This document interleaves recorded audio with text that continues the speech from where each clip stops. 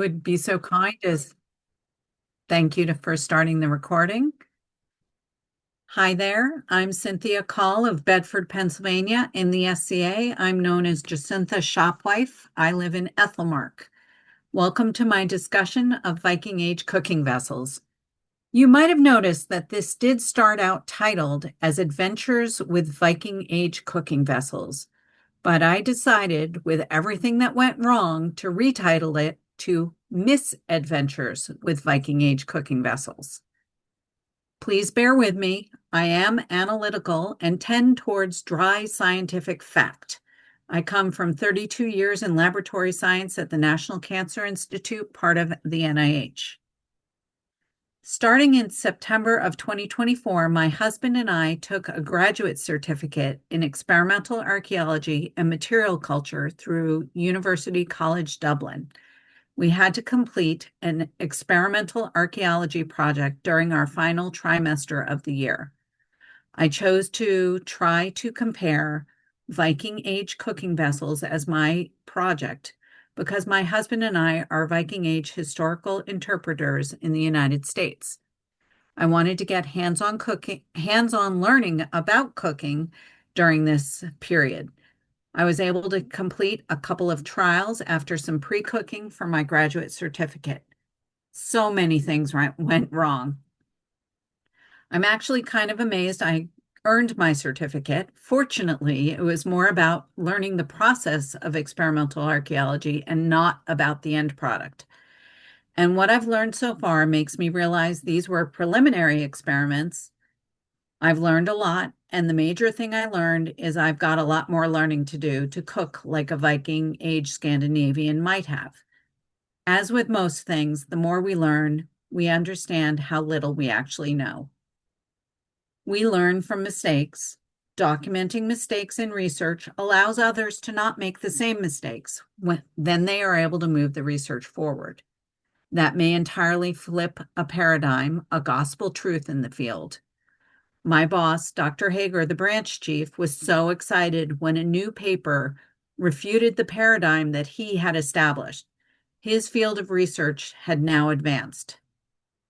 My husband and I talk about this in every experimental archaeology lecture we give. Just a note that these pictures in this PowerPoint contain me in modern clothing, since this is a modification of my PowerPoint for my coursework. Please do stop to ask me questions as we go along. Go ahead and unmute yourself and interrupt me because I won't be able to see questions in the chat since I haven't figured that out.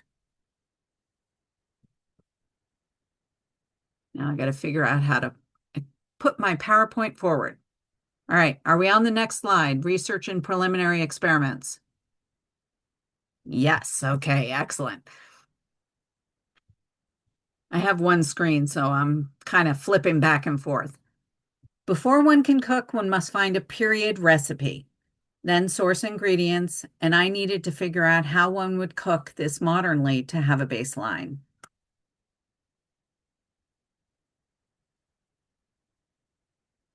Based on a conversation in the KEXA, which is the Culinary Experimental Archaeology and History Discord server with Daniel Serra, I decided to make the Traveler's Porridge from an Early Meal by Serra and Thunberg. This recipe is based on archaeological finds from Viking Age Hedeby. Barley was the major grain and rye more common than the other grains that were found. The broad bean was also well represented. Animal remains were dominated by pig, 2-to-1 to cattle. Less than 10% are sheep and goats. Seabirds were hunted, but there were also domesticated fowl, chicken, and geese. This recipe uses those common finds, pork and barley. I noticed a lot of recipes in the book have leeks. Leeks aren't very common in my part of the United States. They are in the onion and garlic family, so I will be substituting a sweet onion for them. For smoked pork, I'll be using chunks of ham. When I started this project, my only experience with barley was in beef and barley soup, so I definitely did some research. The grocery store variety you buy normally expands and goes to mush in homemade soup. The box says quick. What does that mean? How does one cook barley that's a whole grain? I had no clue. I started asking questions and searching the internet, and it turns out pre-soaking barley helps it cook faster. So I tried some things.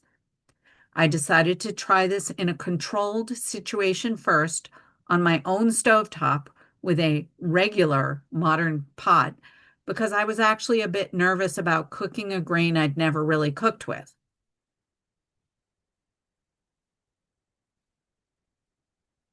Barley is one of the oldest domesticated grains with archaeological evidence of use from the Neolithic people in Fennoscandia, meaning Denmark, Norway, Sweden, and Finland in 4000 BCE.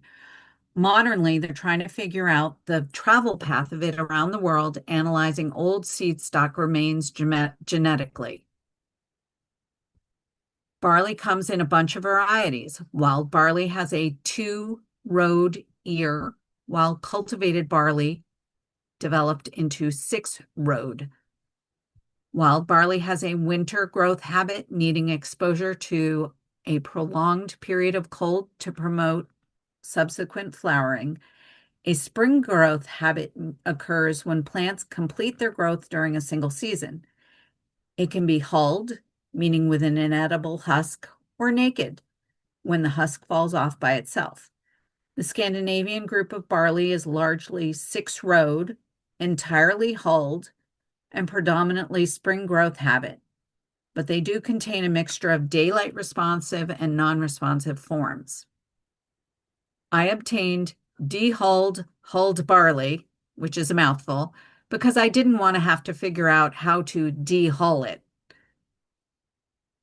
Dehulled barley may also be called a barley groat. The word groat also can describe other grains ready to cook. It's a whole grain. Barley can also be processed to remove the next layer, the bran. It's whiter in color when you do that, hence the name pearled. It can be pre-cooked and mashed and re-dried. That's the quick barley we find in the stores. Most barley available in my local grocery stores are a form of quick barley. No wonder it turns to mush in your homemade soup. I did recently discover that the Goya brand barley in bags is only pearled and will work in soup and not swell and disintegrate. Of course, all this processing is inappropriate for my experiments.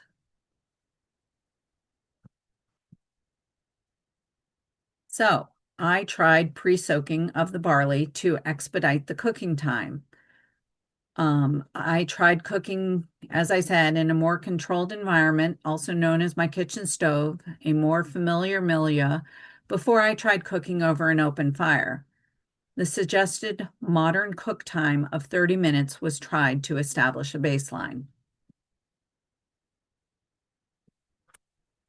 Another session of cooking pre-soaked barley allowed me to try a longer cooking time. 30 minutes seemed done, but not quite porridge. Longer, of course, yielded a softer grain.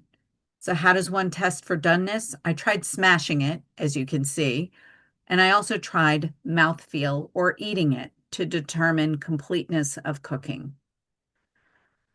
Another session, shown on the right, was done with unsoaked barley, but I got distracted and ended up cooking it for an hour and 47 minutes. Surprisingly, it didn't burn.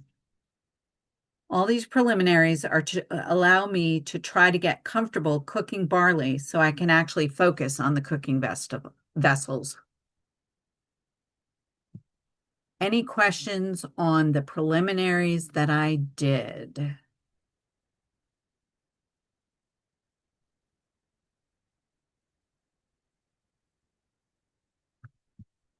All right, we will move on. So I proceeded into my trial one to compare a soapstone, a ceramic, and a metal pot. Trivets were used based on discussion with reenactors in our graduate certificate course.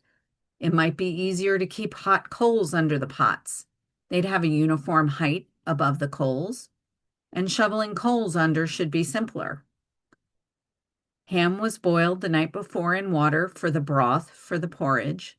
A sweet onion was chopped and fried in 6 tablespoons of butter to equal 2 tablespoons per pot, based on the traveler's porridge recipe. The barley was pre-soaked. At the last minute, I realized I hadn't prepared the cookware, so I used linseed oil and put it all over the soapstone in the ceramic vessels and left it overnight.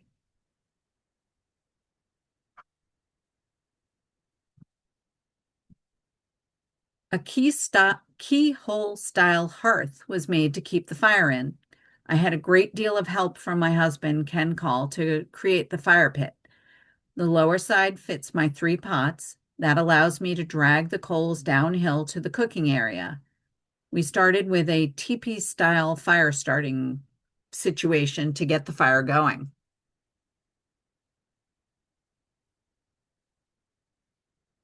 Unfortunately, the logs I had were damp from being in the woods. They'd been cut up from deadfalls the day before. They were placed adjacent to the fire in the pit to start to dry out. Here again, my husband Ken was a huge help. He did all the chainsaw work to get me usable lengths of wood. Obviously, during the Viking Age, an axe would have been used for firewood rather than a chainsaw. It would have been much more difficult to get firewood. That said, I'd like to point out that it would have been the norm. Our modern bias is in play since we know a chainsaw makes this work much easier. Lots of smaller twigs were Already. used. Pardon? Sorry. I was trying to catch you in the middle of a sentence, or not in the middle of a sentence. I was wondering if the any of those bricks are fire bricks or if they're just regular cinder. The back of the keyhole hearth was actually just regular old cinder blocks, and the front were just bricks that I had, so they are not fire bricks. May I ask why you asked that question? Well, if you're making a fire and you're using um like if the fire, gets the bricks too hot and they're not fire bricks, then they could explode them or whatever. So I was curious if that worked fine or if you needed to get a special brick. Um, I was not aware of that, so I am extremely fortunate because that didn't happen. So, good to know. I am going to be addressing that in my future directions too. Thank you for letting me know that. Okay, so lots of smaller twigs were used to get and keep the bigger pieces of wood going and keep it hot to create the coals for cooking.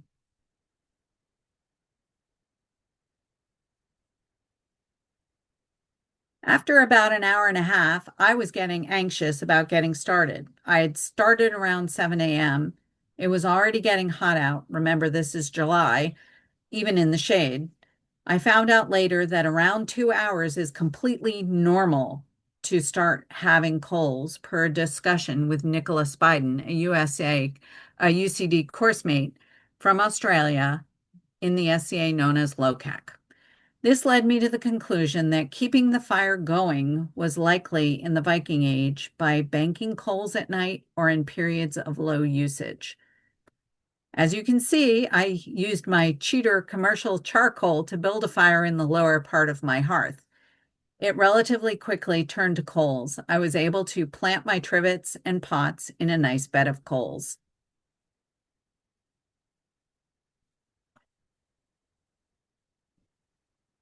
I was finally able to get my porridge started. I had pre-soaked the barley to make the cooking quicker. I used 3 measures of barley and water. They were rinsed and soaked at room temperature overnight, one for each pot. Each measure of barley was placed in a pot. Lids were placed on the ceramic and soapstone. I had no lid for the metal pot. The pots were purchased to be of similar size, about 2.5 quarts or liters, and being an example of a cooking vessel used during the Viking Age. Tinned copper pot Tinned copper was used for the metal pot because I had no access to an iron or bronze copper alloy pot. Unfortunately, making do with what one has. The chopped, cooked onion and barley was added. The ham broth was added in equal parts to each pot. Leeks were used in the recipe as being found in the archaeological record. Sweet onion is in the allium family and was selected as an available substitute. I used commercial butter to saute it. I possibly could have tried to make butter from heavy cream.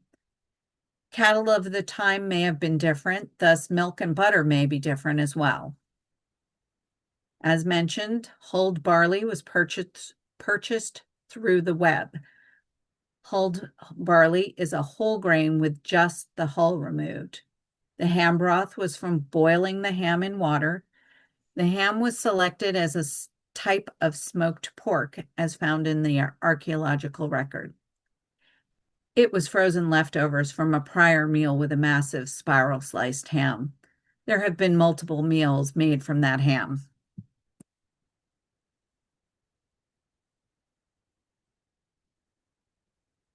Once the room temperature ingredients were added to the vessels, they were each placed on their trivets in rapid succession. The ham was chopped up for its later addition. Of course, our modern hams are bigger and was probably sweeter as well. The soapstone left and the ceramic right started boiling relatively quickly. It seems that keeping a lid on is helpful to keep heat inside the vessel. While lid-seated rims are mentioned for the pottery in the Anglo-Scandinavian period in York, finds of lids aren't mentioned by the archaeologist, Mainman. Were lids used? Based on the rims and this experience, I would suggest that some kind of lid was used.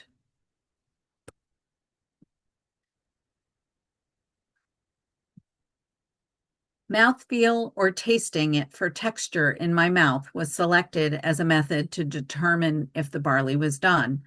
I could smash it as I had in prior testing, but I decided it was more time efficient to simply taste it.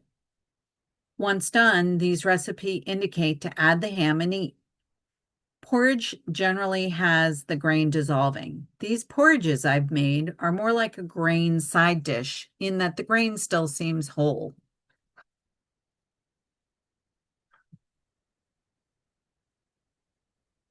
The grain is cooked sufficiently in the soapstone and ceramic, and I'm calling them done. The metal pot hasn't boiled well. It appears it's too far from the fire. It was placed directly on the coals at that time to get it heated. So I'm going to cook the grain more in the soapstone and ceramic and get the metal pot done as well. I believe the lack of a lid is a detriment, or perhaps the heat is leaving the vessel more quickly through the metal.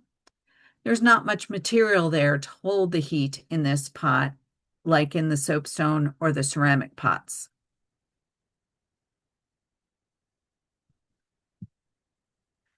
The ceramic and soapstone pots reheated quickly after adding more water. I really like the soapstone for its flat bottom, straight-sided shape. This is not the normal shape of vessels in the Viking Age Scandinavia. The rounded bottom of a ceramic is more difficult to balance on the trivet. I would think a flat bottom ceramic pot would be easier to throw, but the rounded form of the ceramic would allow more contact with the heat if it's in the coals. I recently saw a video on Castle Gatelon, and the potter had added a rounded bottom to a thrown pot. It was mentioned that this allowed more surface area to heat, and it's a more even heat without the corners.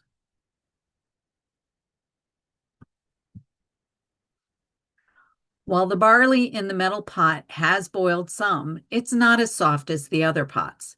Since I was a hot, sweaty mess about 4 hours later, I decided that the food is done enough. The fire was doused thoroughly. According to my Fitbit, I had burned a normal day's calories in those 4 hours cooking one meal. I had barley for lunch. It was overly buttery, very butter flavored for my modern taste. The fact that I burned my day's calories by noon indicates to me that those calories and the luscious butter taste would probably have been enjoyed back in Scandinavian Viking age.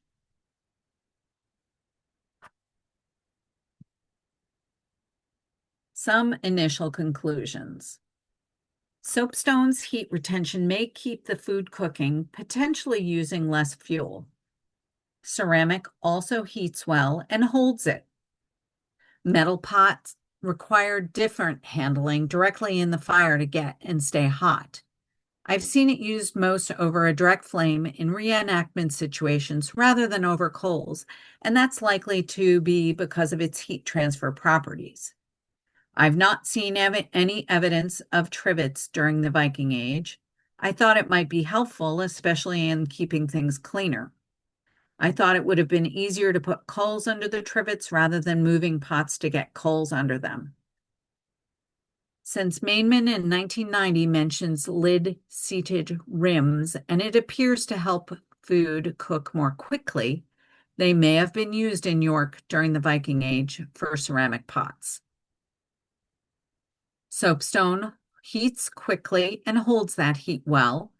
Ceramic also has good heat retention, supporting the change in Anglo-Scandinavian period in York, England, from soapstone to ceramic. Ceramic pots were more available and relatively efficient. The trade route from Torksey was much smaller than importing soapstone from northern Norway. Blinkhorn mentions the Scandinavians probably didn't want to create otherness and so would have used a local product rather than a Scandinavian one. I learned coals take time to develop. One should allow at least a couple of hours to get hot coals developed from wood. I believe coals would have been banked overnight. I need to learn fire management skills. Questions before we move on? How do you know that the soapstone is more efficient? I felt it was more efficient because it seemed to hold the heat better than the other two vessels, and that's what I'm calling more efficient. Okay, one thing in a future study might be to have the soapstone and the ceramic be the same shape. It might be that the shape is making one work better than the other, and not necessarily. I agree with you, by the way. I think the soapstone is more efficient, but one way to more guarantee it is to make sure that the shape of the pots are the same. That is an excellent point. So initially, my goal was to create a rounded bottom soapstone pot to test, because that is part of the experimental archaeology is actually, I wanted to actually make Yeah, the product I was using. Unfortunately, that did not happen, so I had to obtain a commercially available one. And I did not find one when I was looking that I could afford. This was one I could afford.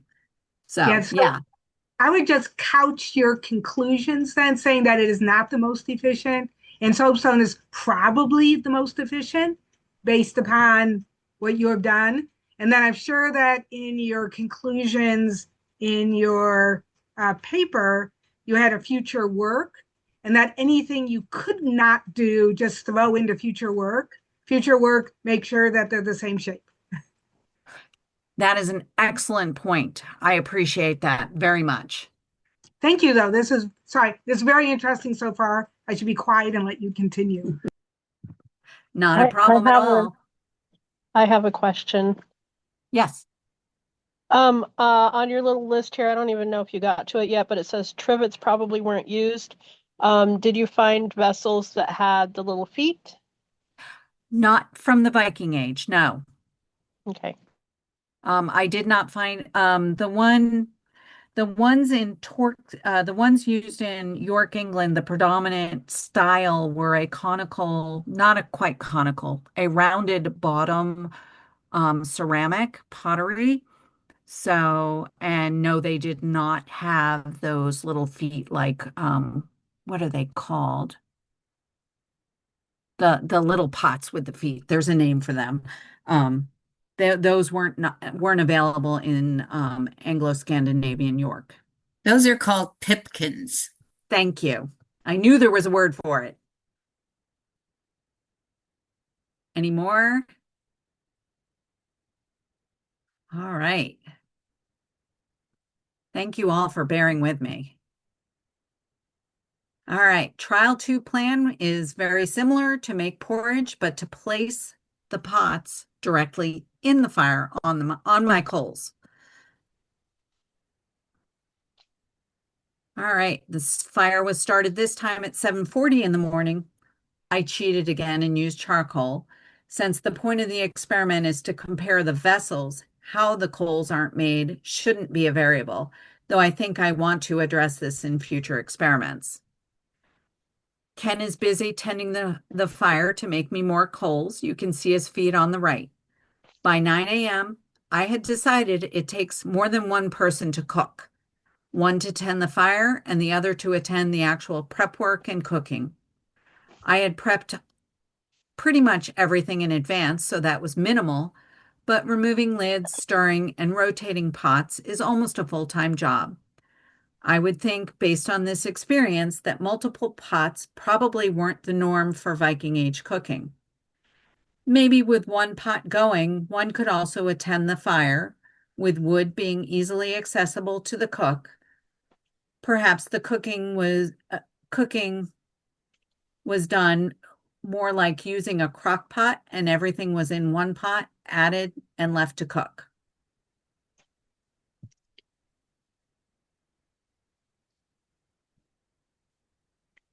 The coals are almost too hot. As you can see on the left in the ceramic pot, my porridges are burning above the food line. The porridge cooked more quickly, so you can see the ham was already added by this point.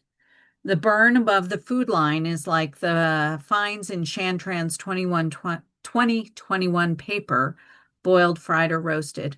Hers was a frying residue that burnt like that. Mine is a boiling process, but my process has a lot of fat from the onions that I pre-cooked.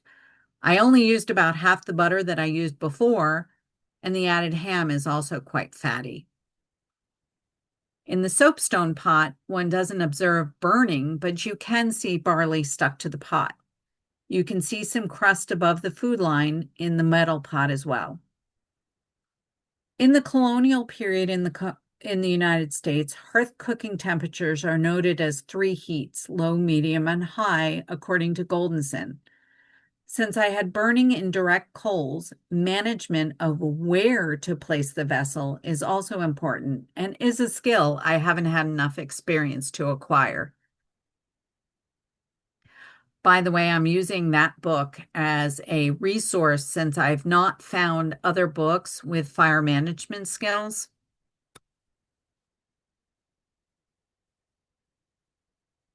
Indeed, it is hot in front of the fire at almost 104 Fahrenheit. The humidity is also much lower at the fire at 30%. I guess the heat and burning dries it out. Over at my table, it's 72 Fahrenheit and 71% humidity. A typical July day in the shade in southern Pennsylvania.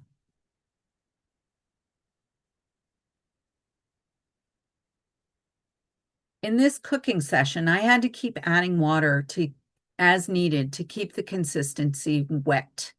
I went through about 2 quarts, almost 2 liters of added water.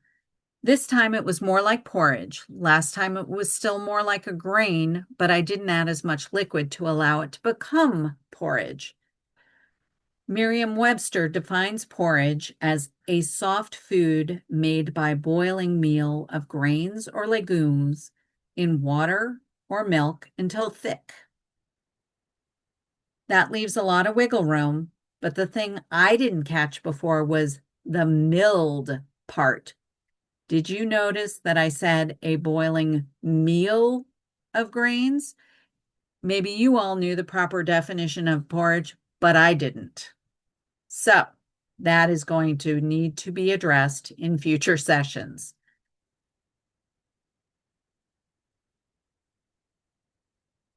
After taking out the barley, there's definitely residue left in the pots. It looks like the soapstone did burn around the outer edges.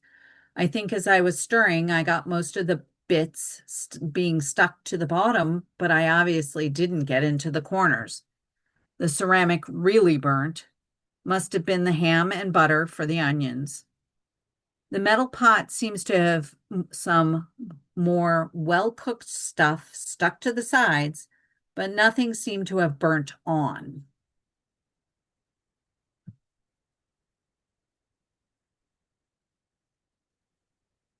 I thought it might be interesting to record the bottoms of the pots. This is a documentation of use wear marks. Use wear marks are a common observation of archaeological material culture. You can see where I rotated the pots on the coals, and the ash extends further up the side on the ceramic pot, indicating charcoal contact with more of the vessel.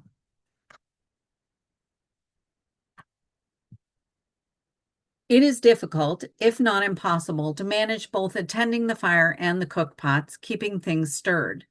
This leads me to believe there may have been a team of cooks, whether that team was two or more. I noticed this also while attending a cooking expedition at James Madison's Montpelier in Virginia. There were a couple of gentlemen that tended the fire, moved the coals, the large cast iron pots about as needed, while other people mixed and poured in the more traditional part of cooking.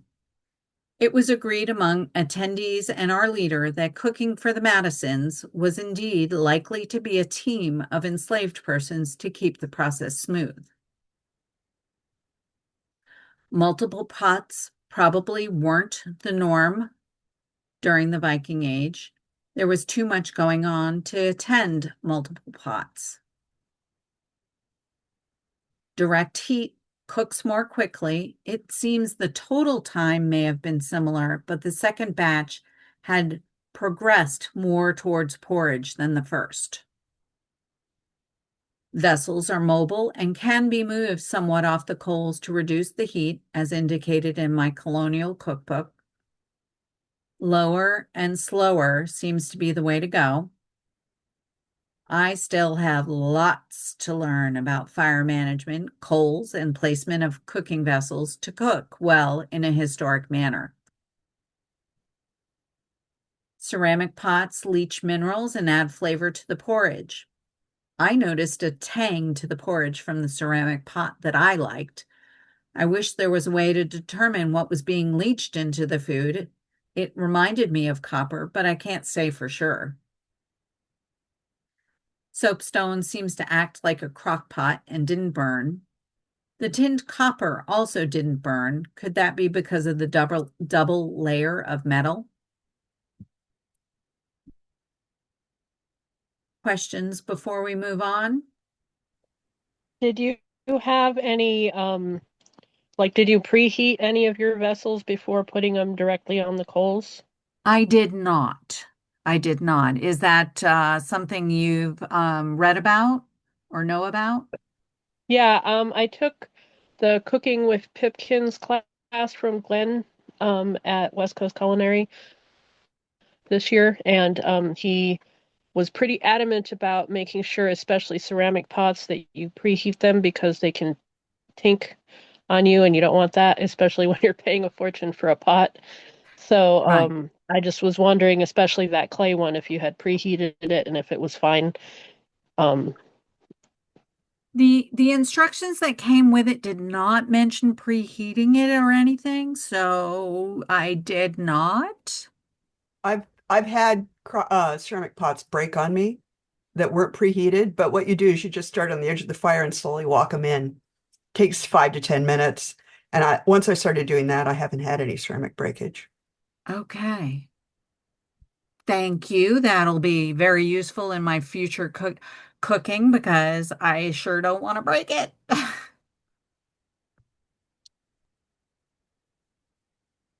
Anybody else at the moment? Just a comment that you may find your burn marks are where your pots were touching a coal or where there was flame or there's a hot spot. That's one thing I've noticed with especially baking in ceramic pots, that you have to have just a thin layer of ash and then the hot stuff on the outside. Otherwise, you get direct heat transmittal. Okay. I Yeah, think it, sorry. these burn marks seem to be very high in the pot, so um but that is good. I'm writing notes. Thank you. Direct um contact. Okay. Thank you. Honor. Yes, I have l- been looking at illustrations of cooking scenes from all over Europe, and it is amazing how many wooden lids there are, which would not necessarily show up in the archaeological records as easily because for so Absolutely. long they were only looking for metal and stone and ceramic. How are you able to determine that they are wood and not another material, if I may ask? Well, mostly the clumsiness of the handles, because a ceramic handle is not going to have that chopped it out and pegged it in look that you get from a wooden handle on a wooden lid. Okay, good. Thank you. I appreciate that. And just back for half a second to the char marks above the food line. Yes, The liquids in the pot will keep the pot cooler. So you yes. can get hotter surface, even on your modern stove and a modern pot, above the cook line, which can create a char line. Because the water isn't there to keep pulling the temperature out higher up. I got you. Okay, that makes sense. Thank you. So again, that means that ceramic pot was probably too hot as well. All right. Excellent. I really appreciate this feedback. Burn marks. Too hot. Some. All right. All right. So, where do I go from here? Aside from what y'all have suggested, there's lots more to do, and I haven't had time to move forward with the project, so I will have to have future sessions. I would like to compare charcoal with accelerant to wood charcoal from logs. I'd like to try a suggested log setup from Goldenson's book. Um, you basically use logs as andirons and stack logs across them. But again, I have to have the time to wait for the coals to develop. I You was might able to, you pardon? might want to try stones or bricks instead. That's what we usually do. Is we put the bricks or the stones where we know we're going to want them, build the fire, and then you move the coals between the bricks and then put the pot on top of that. Okay. Okay. Yes. You'll also Mm. want to make sure those bricks are very dry Mm. Okay. because it is the steam, it's the moisture in the bricks or the concrete that usually causes problems. That's one Yeah. of the reasons why using rounded river stones is so insanely dangerous, because they are almost certain to have some absorbed moisture after years in the river. Yeah. Oh my goodness. I did not realize what I was getting myself into here. Thank you so much for that Now, feedback. Because if I had, what did I do? If I had had that break on me, I might have like screamed and given up. okay, now also keep in mind the difference between an inch to 2 inches and 5 inches is a huge temperature gap on the side and even faster change underneath. Okay. And once your heat source ends, you start to cool really quickly. I do glass beads with charcoal. And it was a bad weather day and we had an event. So we put a nylon tarp over us.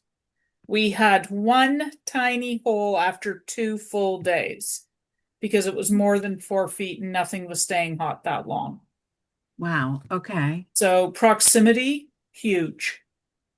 Proximity. I'm literally writing that down. Proximity, huge. Do you have a specific hypothesis or research objectives? I only asking this because I work with a lot of thesis students. And so I was just wondering if you had a specific thesis you're trying to prove or disprove with your experiment. Um, so in this case it was more experiential, but I am slowly moving towards that. Um, so when we do our experimental archaeology lecture, I use as an example the fact that this gentleman named Slade Nakoff had done a reproduction of Lord Dunmore, who was the governor around of Virginia around the American Revolution period. He did a reproduction of a portrait by Joshua Reynolds, and he remade all the clothing that Lord Dunmore was wearing in the portrait. And as part of the experimental archaeology, he was determining times of how long it would actually take to make Lord Dunmore's clothing. So, one of the things that I've recently added to my future hypothesis is that last one, how many person hours does it take to make a meal? Oops, sorry, a meal from start to finish. And what I want to do is examine the, all the things that go into that. I have no idea how barley grows, like how long does it need, how much sun, I've seen pigs slaughtered, but it's been like, it's not something that I see every day. We they didn't have a grocery store like I do, These are all things that go into this that I don't have experience with, so I need to do. So I don't have a specific hypothesis. At this point, I was trying to figure out the differences, and I am unsure how to tease that out. Yeah. One One of one the things, go ahead. I have a couple suggestions. Yes, Um, please. one one thing is I really like the presentation, by the way. It's really a lot of fun. I'd love to try it myself. The first thing I would that just to give you a suggestion is do what you did here with the research questions, but frame them as potential research objectives. And what you're going to find is that some of them are impossible, although you would like to do it. I don't think you'll be able to figure out how many person hours it takes to make a meal, but that could be something you want to do, but it might not be part of the hypothesis. Just because I think it'll take you years to figure out how many person hours it takes to make a meal. Okay, maybe not years. But the other things you were talking about is this shape better than this? How far from the flame was something probably supposed to be? Which pots worked better? Things like that, I think would make great hypothesis statements. Or how does the charcoal different from the wood coals?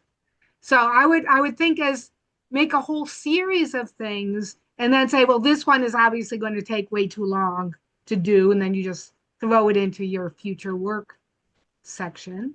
And the second comment is it was a question: how did it taste? I was wondering if you tasted these. Were they tasty? It was kind of bland. Actually, my first batch, I actually ended up adding some like Italian seasoning to, and then it was fabulous. I really liked it. Yeah. Um, this recipe didn't really have any herbs added to it. So that is, you know, something I need to play with. I need to still investigate what herbs might have been available during that period in Hedeby. So All right. Honor, Um, you still have your hand up? yeah, they wanted to say something else. Um, One factor in the burning on your pot Yeah. is that when I used to work with ceramic pots, I found that I had to stir like crazy or start the thing on low coals covered with ash at dawn and just let it cook until dark. Those were I only had those options in order not to have a burned mess. I burned many a mess. Okay. Hey, Honor, the other option is just throw a bunch of water in it and turn it into soup. Well, yeah, and you could even eventually cook that down, although it will be much stickier if you do. I wish my friend was here who does bread in pots. And the herb list, if you grab the handout from the next class, which is the Anglo-Saxon food class, it has a list of herbs documented in Anglo-Saxon England, which is not had to be, but it'd be one place to start. And they may be importable. I don't know. Absolutely. Absolutely. Yeah, I actually acquired Anne Hagen's book Mm. because I figured that might be a good companion to what I was doing. So Yeah, what thank I you. did in that class is pull all the foods out of both Anne Hagen's books and put them in subject and alphabetical order, and then added a few others from Anathemas that are probably pretty correct. Great. Awesome. Oh, Shoshona. Shoshona, you have your hand up? sorry, my I was trying to unmute. I was wondering, I couldn't tell from the picture what kind of briquettes you said that you used or charcoal. Was it was it It lump coal? it was just commercial charcoal. Like the So briquette it, kind? pardon? Like the briquette kind? Yeah, yeah. Kingsford or whatever. Yeah, So exactly. uh, another tip I got from Glenn was that you use the lump coal. I put a picture in the chat if you ever figure out how to go look at that. But look for lump charcoal because that's actual charcoal that's been made from like oak or other hardwoods. So you might try Awesome. that instead because that briquette stuff has yucky chemicals and stuff in it too. So you don't Yeah. really want that. Yeah. I'm unfortunately aware, but yes, thank you. I will look for that. Your Uh your other option is to make your own charcoal. So as your fire's dying down, throw a bunch of wood on it and throw all the ash on top of that and just let it die down. You'll get a good hunk of charcoal out of that. And you can start playing with making that too, is another thing to do. I appreciate that suggestion, but unfortunately my hearth was right at my tree line and I did not want to be that guy. So I appreciate that. Honor, I see a hand up. Yeah, I have a friend who is a cook on a tall ship, and she Wow. says the wood from which your charcoal is made is massively important because there are charcoals that burn low and slow, and there are charcoals that are almost as fierce as flame. You want hardwood.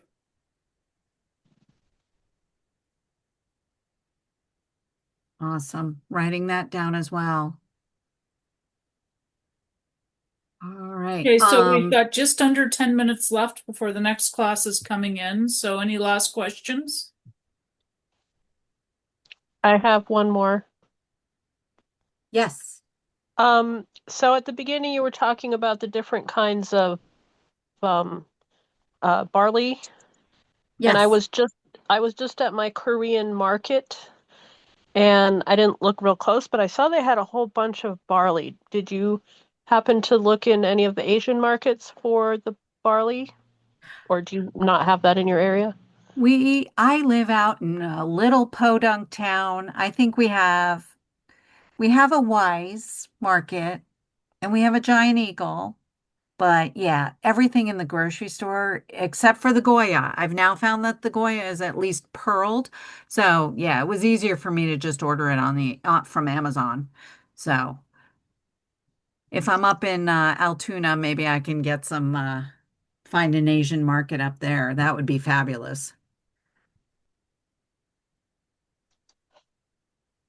Right. I have I had to stop and take care of my sister who broke her knee last week, so I missed some bits. What kind of onions were you using? What do you know what varietal they were? Yeah, I don't. They were just Vidalia style sweet onions. Ah, Um, I've been talking to people about finding like foraging ramps yeah. and learning how to do that and see if I have any in my local areas, which I don't know. So, Well, what you said about blandness, the two things that made me think of was one, that the ham of the Dark Ages in general was so salty we would not consider it edible unless it were stewed. So it may have been more salty in period. But two, there is an onion in Europe that you cannot eat raw unless you've been trained to it from childhood because it's so strong a flavor. And that might have reduced the blandness too. okay, good to know. All right. I just want to quick show you some references I used. And yeah, um, contact me if you want to, please, if you have further suggestions and comments and whatnot. I would very much appreciate it. So awesome. Thank you. Thank you so much.